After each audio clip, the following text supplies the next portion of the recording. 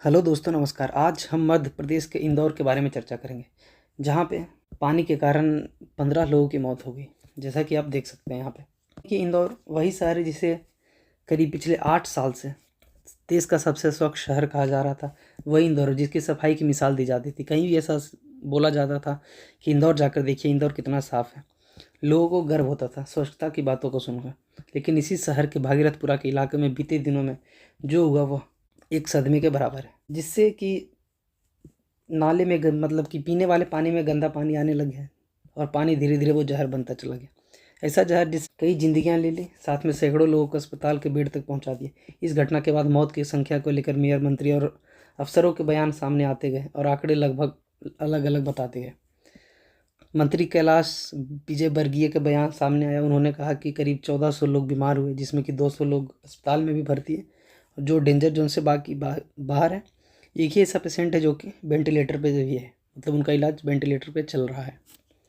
उन्होंने कहा है कि हमारी कोशिश है कि लोगों की जान बचाई जाए।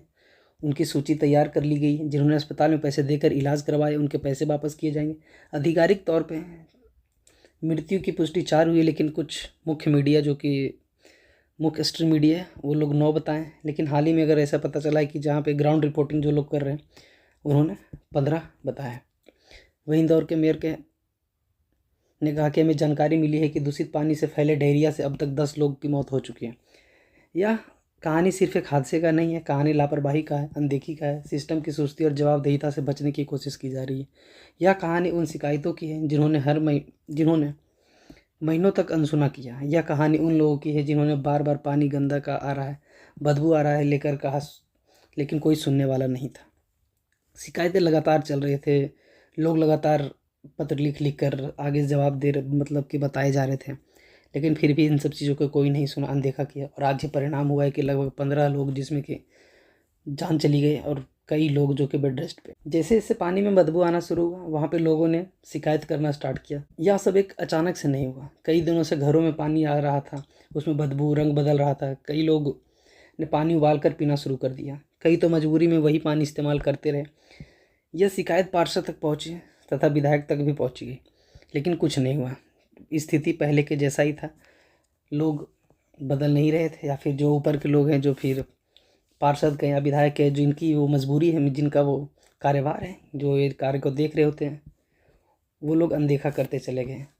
मगर ये परेशानी का हल होने से पहले ही पानी ने अपना असर दिखाना शुरू कर दिया। इलाके में एक एक करके लोग बीमार पड़ने लगे। उल्टी, दस्त, बुखार। शुरुआती दिनों में तो लोगों ने इसे सामान्य बीमारी समझा, लेकिन अस्पताल में मरीजों की संख्या लगातार बढ़ने लगी। मौत की खबरें आई तो हड़कंप मच गया। सीमा प्रजापति ने बोला कि भरोसा टूट गया है, ज़िंदगी छीन गई हमारी। साथ में 2 वैसे लोग हैं जिन्होंने अपना रिपोर्ट व्यवहार किया, मतलब कि जिन्होंने मीडिया से बात किया, वो लोग बताएं। आइए देखते हैं उनके बारे में थोड़ा सा। उर्मिला यादव ने कहा कि बहुत चंद्रकला यादव की आंखें सूख चुकी थी, चेहरे पर दर्द था। उन्होंने कहा कि 27 तारीख से उल्टी दस्त शुरू हो गया था, अस्पताल में भर्ती कराया गया, लेकिन 28 की सुबह माँ ने दम तोड़ दिया। पानी बहुत दिनों से खराब आ रहा था, नर्मदा की पानी भी गंदा हो गया था। यह दर्द सिर्फ उर्मिला यादव का परिवार का नहीं है, बल्कि यह कहानी कई घरों के दोहराए गए। उर्मिला यादव की बेटी मीना पूछती है कि गंदा पानी बहुत दिनों से आ रहा था, बदबू आ रहा था। भैया ने पार्षद को शिकायत किया, लेकिन यह सवाल सिर्फ मीना का नहीं, बल्कि यह सवाल पूरे भागीरथपुरा का है। इसी प्रकार से एक और लोग ने बात किया, सीमा प्रजापति, जिन्होंने कहा कि उनके मृतक परिवारों के प्रजापति के भाई ने दर्द के कुछ कहते हुए पार्षद को पानी लेकर बताया गया था, लेकिन फिर भी उसमें सुधार नहीं हुआ है। सुधार करने का आश्वासन दिया, लेकिन कोई असर नहीं पड़ा है। इसी कारण कुछ हुआ कि आज कई लोगों को जान गंवानी पड़ चुकी है और कई लोग आज बीमार भी हैं।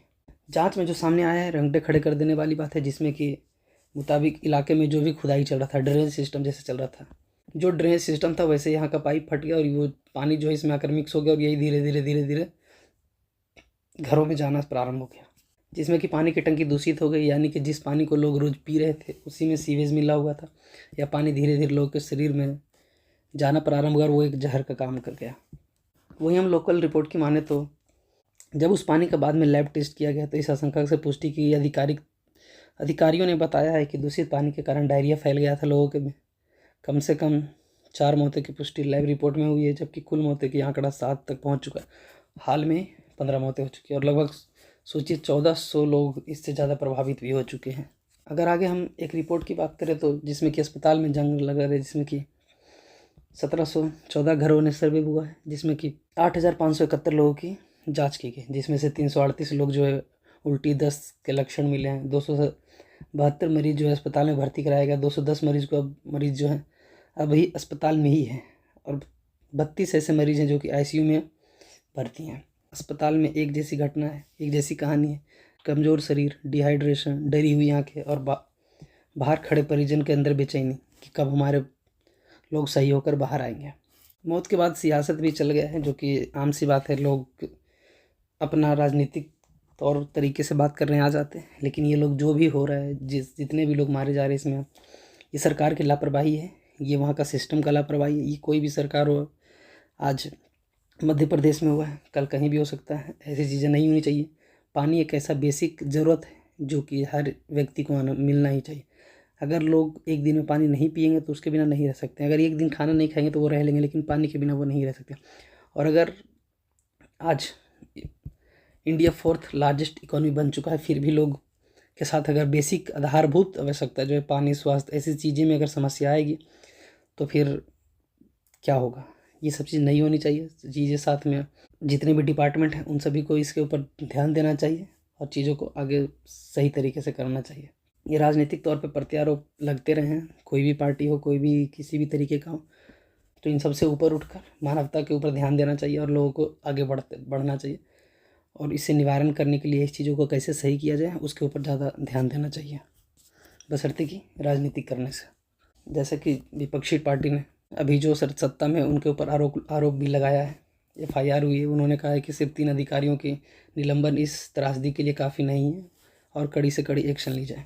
वहीं मध्य प्रदेश के, जिसमें कि वहाँ के विकास मंत्री और सत्ता पार्टी के विधायक कैलाश विजयवर्गीय की रिपोर्ट के सवालों से जब लोगों ने उनसे सवाल किया या फिर रिपोर्टर ने उनसे सवाल किया तो वो अभद्र भाषा का प्रयोग करते हुए नजर आए। ऐसा चीज़ उन्हें प्रयोग नहीं करना चाहिए था। जो भी शब्दों का प्रयोग किए हैं, शहरी विकास मंत्री होने के नाते में साफ पानी उपलब्ध कराना कैलाश विजयवर्गीय जी का विभाग की जिम्मेदारी है। अपनी ही विधानसभा में जनता दूषित पानी और मौतों का सामना कर रही है।